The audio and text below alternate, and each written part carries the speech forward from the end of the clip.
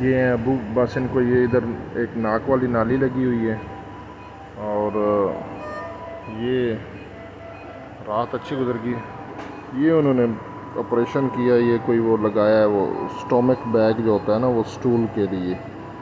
बाकी आईसीयू में ये सारा बीपी भी मोनीटर हो रहा है हर आधे घंटे बाद ऑटोमेटिकली। बाकी पेशाब वाली नाली भी लगी है, वो मोनीटर कर रहे हैं सारा यहाँ पे ना ये रिकॉर्ड। एक नाली ये लगी हुई है पेशाब वाली और एक बाकी। अब्बू ठीक हैं, कहा था लाओ, बिल्कुल ठीक ठाक बातें कर रहे हैं अल्हम्दुलिल्लाह ठीक ठाक। मैंने इनको मतलब करवट बदलवाई है, वो है बस ये ना ऑपरेशन वाली जगह पे इनको थोड़ा दर्द हो रहा है। बाकी अल्लाह का शुक्र है ठीक है।